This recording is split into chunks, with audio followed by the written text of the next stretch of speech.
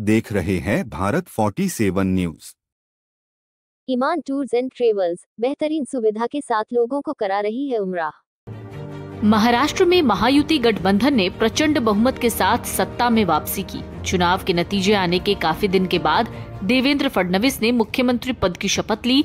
उस दौरान ये कहा गया कि एकनाथ शिंदे नाराज हैं।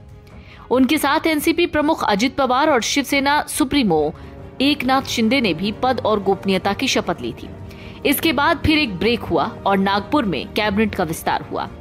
मुख्यमंत्री देवेंद्र फडणवीस ने अब कैबिनेट में विभागों का बंटवारा भी कर दिया। सीएम फडणवीस ने अपने पास गृह के साथ कानून विभाग रखा है। वहीं डिप्टी सीएम अजित पवार को वित्त और आबकारी एक्साइज विभाग की जिम्मेदारी दी है। डिप्टी सीएम एकनाथ शिंदे के खाते में शहरी विकास और लोक निर्माण यानी पीडब्ल्यूडी विभाग गया है। इसके साथ ही अब इस बात की चर्चा हो रही है कि अजित पवार और एकनाथ शिंदे में से किसको मिला है मलाईदार विभाग। साथ ही फडणवीस कैबिनेट में नंबर 2 की पोजीशन पे कौन है। महाराष्ट्र की राजनीति के लिए 21 दिसंबर का दिन बहुत महत्वपूर्ण था। मुख्यमंत्री देवेंद्र फडणवीस ने लंबी जद्दोजहद के बाद विभागों का बंटवारा कर दिया।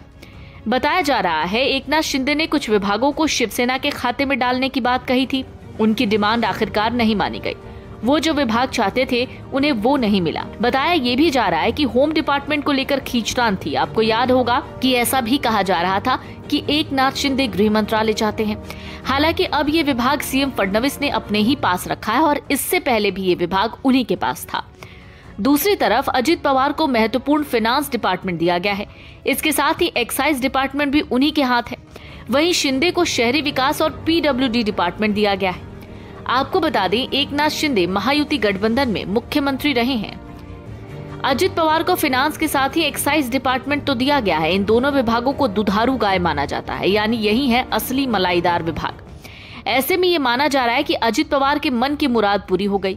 आपको बता दें अजित पवार कौन सा डिपार्टमेंट चाहते हैं ये बात कभी खुलकर सामने नहीं आई। दूसरी तरफ एकनाथ शिंदे को शहरी विकास के साथ ही पीडब्ल्यूडी की जिम्मेदारी दी गई।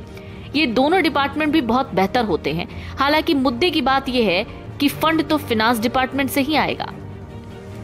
इसके साथ ही एक और बात की चर्चा है कि सीएम फडणवीस के बाद राज्य कैबिनेट में नंबर 2 का रुतबा किसके पास है। आमतौर पर मुख्यमंत्री के बाद गृह विभाग और वित्त विभाग का ही दर्जा आता है। होम डिपार्टमेंट सीएम फडणवीस ने अपने पास रखा है, जबकि फाइनेंस डिपार्टमेंट अजित पवार को मिला है। वित्त विभाग अन्य किसी भी विभाग से ज्यादा पावरफुल है। ऐसे में अजित पवार को महाराष्ट्र कैबिनेट में नंबर 2 माना जा सकता है। आपको बता दें अजित पवार ने हमेशा से ही देवेंद्र फडणवीस को मुख्यमंत्री बनाने की बात कही है। अब ऐसे में एक चर्चा ये भी है कि क्या महत्वपूर्ण मंत्रालय पाने में शिंदे सफल रहे हैं। शिवसेना ने एकनाथ शिंदे के नेतृत्व वाली राज्य सरकार में अपने पास रहे अधिकांश विभागों को बरकरार रखने में भी सफलता प्राप्त की है और आवास जैसे महत्वपूर्ण विभाग भी उसे ही मिले हैं। हालांकि उन्हें गृह मंत्रालय नहीं मिल पाया, जिसके लिए वो बहुत एक्साइटेड थे और पिछले 2 से 3 हफ्तों में बीजेपी के साथ काफी मोलभाव भी हुआ था। शिवसेना के सूत्र कहते हैं कि गृह मंत्रालय के स्थान पर शिंदे आवास और शहरी विकास जैसे अन्य महत्वपूर्ण मंत्रालय पाने में सफल रहे। शहरी विकास मंत्रालय शिवसेना के पास होने से शिंदे का मुंबई महानगर क्षेत्र और राज्य के अन्य शहरों में भी सभी शहरी स्थानीय निकायों और प्रमुख बुनियादी ढांचा और आवास एजेंसियों जैसे MMRDA, सिडको और MSRDC पर नियंत्रण होगा।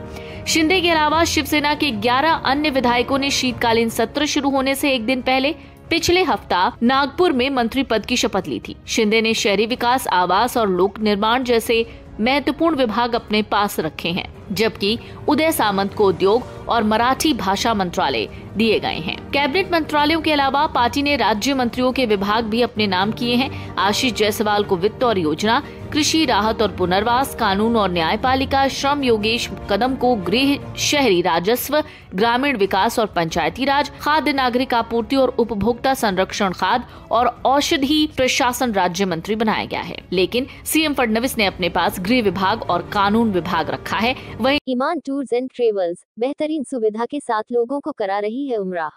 आप देख रहे हैं भारत 47 न्यूज।